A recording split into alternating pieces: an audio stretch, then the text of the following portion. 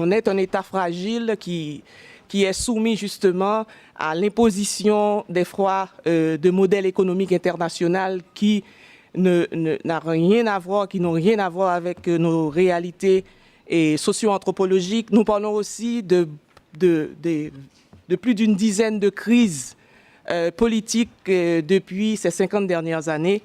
Il y a tout ça comme déterminant dans les réalités justement de la politique en Haïti. Et si on n'en tient pas compte, on va simplement analyser la question en aval sans comprendre justement ce qui s'est passé en amont. Mais la deuxième chose, et ce point est important pour nous, je pense qu'on ne peut pas ne pas vous inviter à la vigilance en tant que membre du comité. Parce que cet exercice de vérité nous a permis de comprendre qu'il y a beaucoup d'informations qui vous ont été transmises simplement sous forme de ragots, mais pas des choses techniques. Nous sommes un gouvernement ouvert. Nous n'avons des problèmes avec personne. Et je salue quand même la présence des membres de la société civile qui sont là. Tous, ce sont des gens qui nous connaissent, qui ont de rapports ouverts avec nous. Et nous autres, nous n'attendons jamais ces gens-là pour les appeler quand il y a un problème. Moi, je ne vais pas répondre en tant que ministre, je vais laisser par exemple aux représentants du ministère des Affaires étrangères de répondre. C'est pour ça que je vous ai demandé de citer des noms. Parce que dans tous ces cas-là, pour les mesures conservatoires, le ministère des Affaires étrangères a écrit aux gens. Je ne vais pas faire justement de personnalité, mais il y en a de ces gens, moi, personnellement, je les ai appelés. Au plus haut niveau de ce gouvernement, quand il y a eu justement ce crime sur les membres de l'APOHDH, moi, j'ai personnellement appelé les gens de l'APOHDH et on a sorti une note formelle, pas seulement mon bureau, mais le président de la République pour condamner avec rigueur ce qui s'est passé. Et moi, j'ai suivi jusqu'à ce que le dossier a été au cabinet d'instruction, parce que la justice est indépendante. Moi, j'ai suivi ce dossier-là. J'ai formellement passé des instructions. J'ai demandé justement, parce qu'on a voulu justement, parce que pour nous, c'est pas correct. Pour nous, c'est les défenseurs des droits humains doivent avoir justement tous leurs droits. Personne ne peut pas dire en Haïti aujourd'hui, même lorsqu'ils racontent du n'importe quoi, des allégations mensongères dans les médias contre le gouvernement, ces gens-là ne s'inquiètent pas, ne se sentent pas inquiétés pour rentrer chez eux. Parce qu'il n'y a aucune persécution contre quiconque. La liberté d'expression en Haïti, les gens peuvent justement dire du n'importe quoi. Sauf que dans notre cas, dans ce gouvernement, on n'a pas justement un agenda pour justifier notre présence, pour justifier notre existence. C'est pour ça qu'on n'envoie pas justement des plaintes au niveau international pour dire justement toutes les allégations mensongères, toutes les violations. Nous autres, en tant que membres du gouvernement, justement, on subit. On subit aussi des violations très graves. Les gens ont passé 3 mois l'année dernière à accuser le président d'avoir empoisonné un juge. 3 mois. Des défenseurs des droits humains. 3 mois. On a lapidé le gouvernement. Mais quand le coroner du Québec a sorti justement son résultat, personne n'a eu le courage de venir dire, écoutez, on avait menti. Nous autres, au sein de ce gouvernement, l'administration Martellier, le gouvernement Lamotte, nous sommes un gouvernement responsable. Cet exercice-là que nous faisons, c'est un exercice qu'on apprécie à sa juste valeur. Et on va revenir ici autant que vous voulez.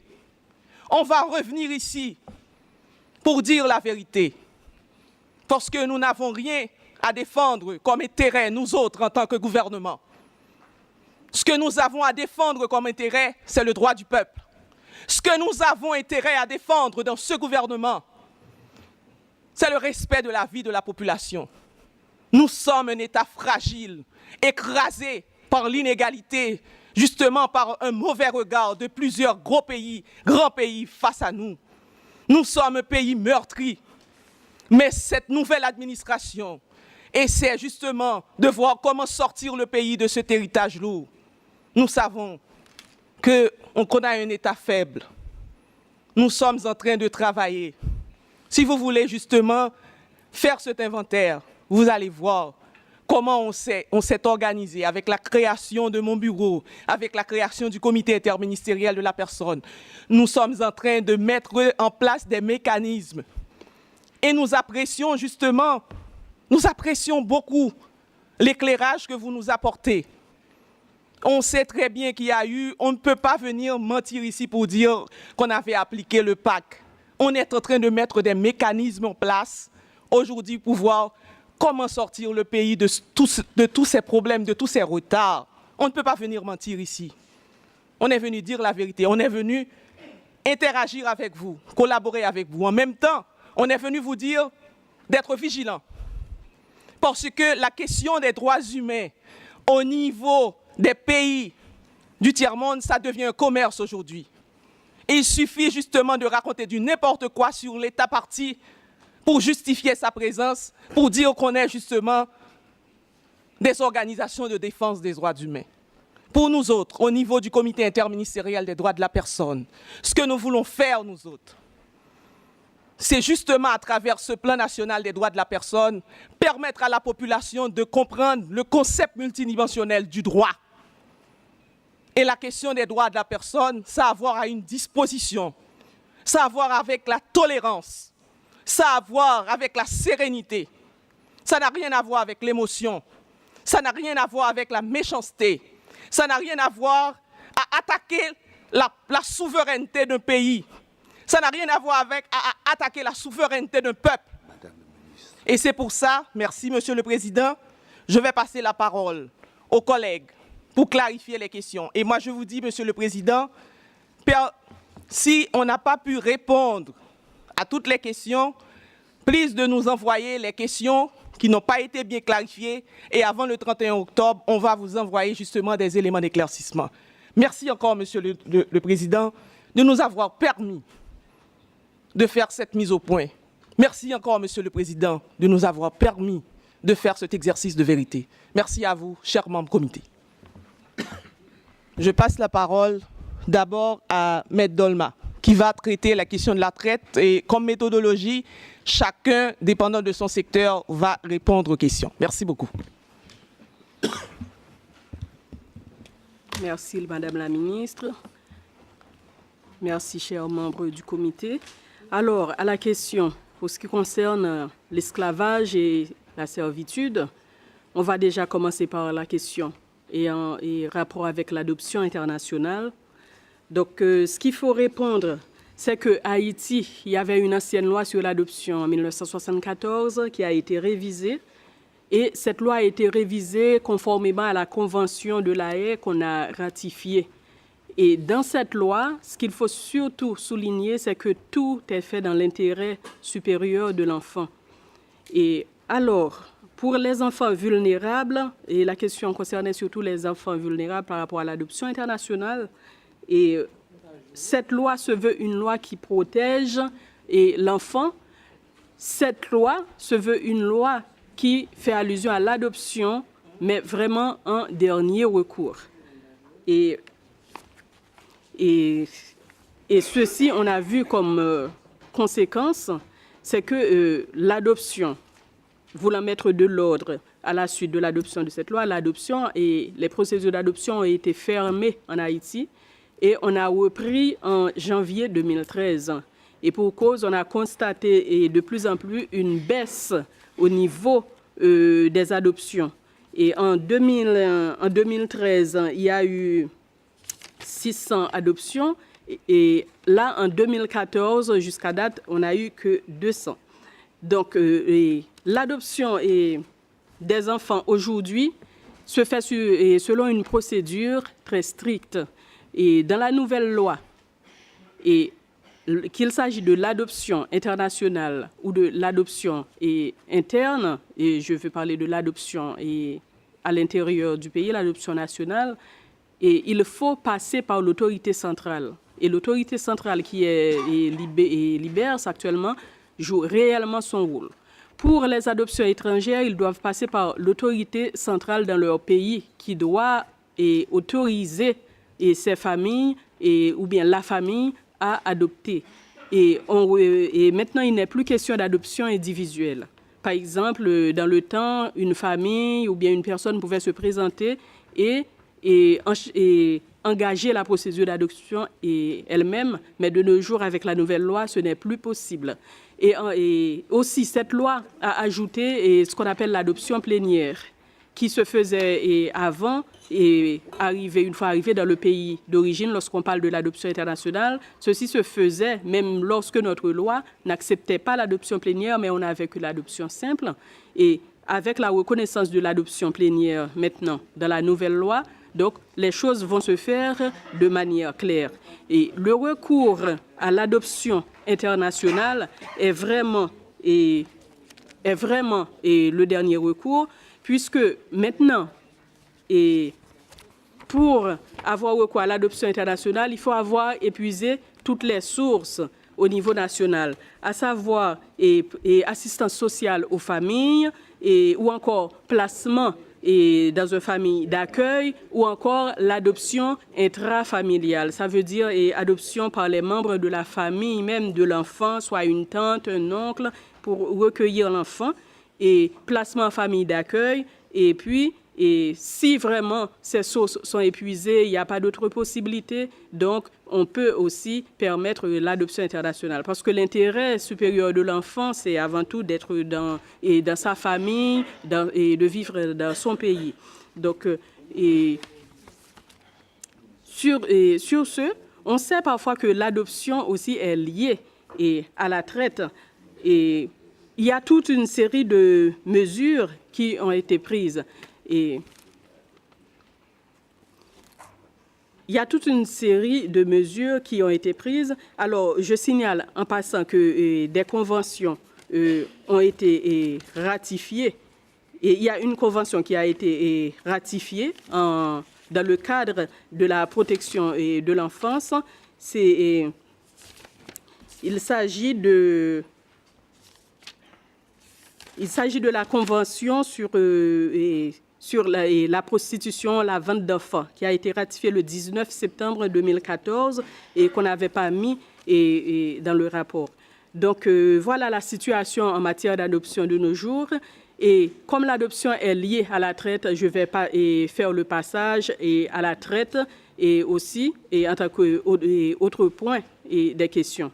Alors, pour la traite, la loi sur la traite a été promulguée en 2014, donc ce qui fait que cette loi est en application, est en application actuellement. Donc, la loi sur la traite est actuellement en application, comme je viens de le dire. Alors, cette loi a prévu la création d'un comité de lutte contre la traite et surtout d'un fonds spécial aussi de lutte contre la traite. Le comité national va veiller à l'application de la loi sur la traite et le fonds spécial va accorder des aides aux victimes de la traite pour les aider à être réhabilités et à être réintégrés dans la société et après avoir été victimes de ces situations. Et ce qu'il faut souligner aussi, c'est que, je parlais tout à l'heure des familles d'accueil, et actuellement, il y a un projet pilote, et LIBERS, qui est l'instance en matière d'adoption, et fait un essai avec 100 familles. Et 100 familles d'accueil, normalement, après que les enfants soient victimes de la traite, on place ces familles et ces enfants dans ces familles. Mais ces familles ne sont pas recrutées n'importe comment. Avant d'accréditer une famille comme famille d'accueil, on fait une enquête psychique pour voir comment fonctionne cette famille. On fait aussi une enquête de voisinage. Et puis, donc, si tout est OK, et on accorde à cette famille l'accréditation et cette famille peut recueillir un enfant. Mais lorsqu'on place l'enfant qui a été victime de la traite dans cette famille, on fait un contrat d'1 an avec la famille et avec une option d'adoption. Si l'adoption ne se fait pas au cours de la première année, on renouvelle encore le contrat pour 1 an. Et puis, si ça ne va pas, on peut placer l'enfant dans une autre famille d'accueil. Mais ça, c'est la solution ultime. Mais comme je vous ai dit, c'est actuellement un projet pilote. Et puis, en ce qui concerne la situation des Restavek, le gouvernement, actuellement, on fait beaucoup d'efforts. Il y a des numéros où on peut signaler. Il y a le 511, le 133, il y a même une adresse email. Si, par exemple, dans le voisinage, on est au courant et qu'il y a un enfant qu'on est en train de maltraiter, qui est en domesticité, et on peut toujours signaler à l'IBERS. Et puis, il y a aussi la brigade de protection des mineurs qui est active depuis 2003. Et au sein de cette brigade, il y a un service qui traite de la domesticité. Et lorsqu'ils sont au courant de tel ou tel cas, ils vont faire le suivi et voire même transmettre le dossier au parquet et poursuivi.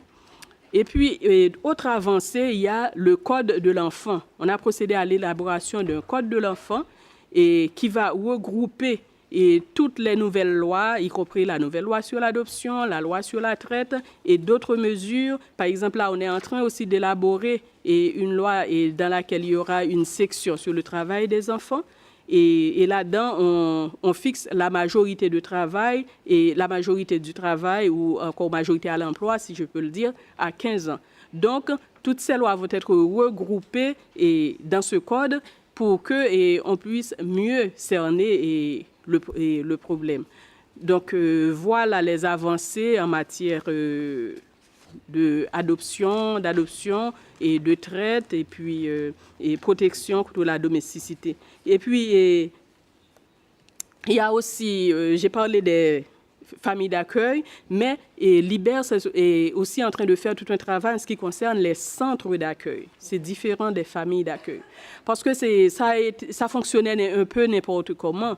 Il y avait des centres vraiment qui faisaient du commerce, qui soi-disant recevaient des enfants pour les placer en adoption, mais c'était plutôt une activité commerciale. Là, on est en train de mettre de l'ordre dans tout ça. Et on a recyclé, disons, 770 centres. Et sur ces 770 centres, il y a 200 qui ont reçu la certification de l'IBERS. Ça veut dire qui répondent aux normes. Et puis, il y a 350 à qui on avait fait des recommandations qui sont en train de se conformer à ces recommandations, qui vont recevoir, disons, l'autorisation de l'IBERS. Et puis pour le reste, ce sont des centres qu'on va fermer sous peu parce qu'ils ne répondent pas aux normes. Tout ceci, c'est pour vraiment mettre un frein, faire en sorte que l'adoption se fasse vraiment dans les normes et éviter en fait que l'adoption soit faite un peu n'importe comment, parfois à des fins de traite ou autre. Voilà, c'est ce que j'avais à dire et puis mes collègues pourront éventuellement compléter. Merci, Maître Dolma. Mais je voudrais quand même ajouter certains points, surtout sur la question du phénomène de la domesticité infantile, de rester avec les actions entreprises par le ministère des Affaires sociales en ce sens. Il y a l'abrogation des articles se rapportant au travail des enfants dans le Code du travail, ratification des conventions 182 et 138 portant sur l'élimination de pires formes de travail des enfants et l'âge minimum, mise en place d'un comité tripartite devant assurer le suivi de l'application de ces 2 conventions, lancement de tables sectorielles sur la problématique de la domesticité infantile dans 4 départements du pays, Sud-Est, Artibonite, Nord et Sud, avec le support de l'UNICEF, mise en place d'un système d'alerte rapide au niveau de l'Institut du bien-être social dont vient de parler Maître Dolma, et de la brigade de la protection des mineurs pouvant recueillir des plaintes des victimes de maltraitance et d'envisager des actions judiciaires contre les auteurs. Il y a aussi ce code de protection de l'enfant a été adopté au Conseil des ministres le 27 août dernier et c'est déjà en dépôt au Parlement pour ratification. Moi, je passe la parole à mon collègue l'ingénieur Clément Bélisaire pour répondre aux questions sur les évictions forcées. Et merci encore, et je m'excuse tout à l'heure de cette intervention ferme, mais il fallait le faire parce qu'on est en train de faire un exercice de vérité ici. Je ne veux pas justement vous laisser sourd, je ne veux pas vous laisser écouter dans beaucoup de confusion par rapport à ce qui se passe dans le pays. Merci. Merci, ministre Ozanne. Et bon, je vais passer rapidement sur la question qui concerne les camps.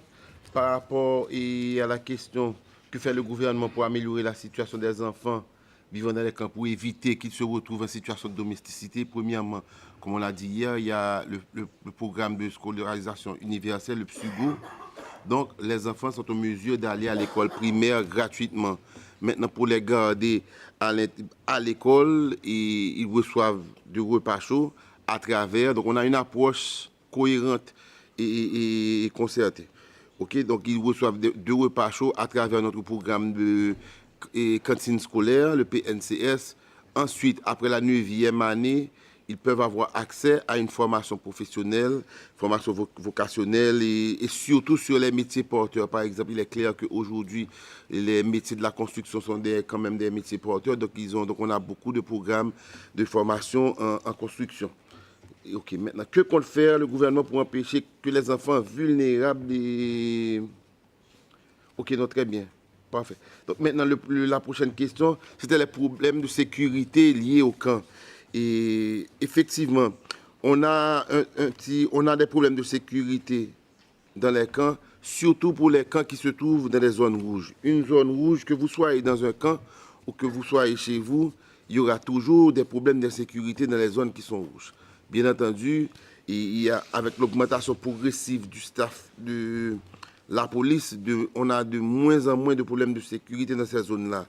Mais aussi, il y a quelques phénomènes d'insécurité dans d'autres cas qui ne sont pas dans des zones rouges. C'est dû à la présence de bandits qui se cachent dans les tentes, dans les camps. Et ces bandits, quand ils sont là, ils profitent et des fois pour rançonner les voisins, etc. On a des cas de viol. Donc, ça, ce sont encore des problèmes qui se réfèrent à la police. Mais malheureusement, des fois, quand il y a des interventions sur ces bandits-là, ça passe comme si c'était des évictions forcées. Donc, il faut faire très attention, comme Madame la ministre l'a dit, de prendre les bonnes informations et de ne pas vous laisser berner ni soudoyer. OK. Et maintenant, à la question de premièrement, il y a des doutes sur le succès du projet de relocalisation des déplacés et il y a des gens qui ont posé des questions sur la pérennité des solutions. Premièrement, je reconfirme ici que après 3 ans qu'on ait baissé la population des camps à 93%, qu'on le veuille ou non, c'est un succès imminent. Deuxièmement, pour la pérennité des mesures, les déplacés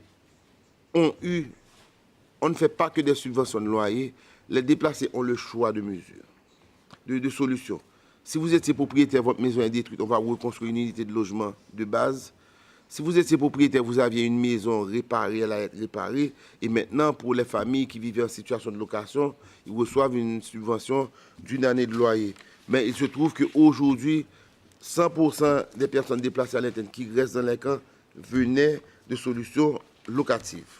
Donc, la solution peut ne pas être la meilleure solution, mais au moins ça remet les familles dans la situation qu'elles étaient avant le tremblement de terre. Donc, pour nous, c'est très bon. Et tout le monde est d'accord. OK. Et prochaine question.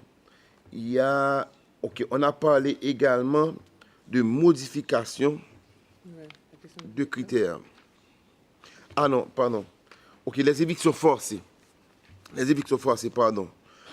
Les évictions forcées, oui, on a eu des cas d'éviction forcée, mais pour nous, le gouvernement, on accepte et on admet les droits des déplacés, mais on est obligé quand même quand ils sont en nombre moindre, de considérer également les droits des propriétaires.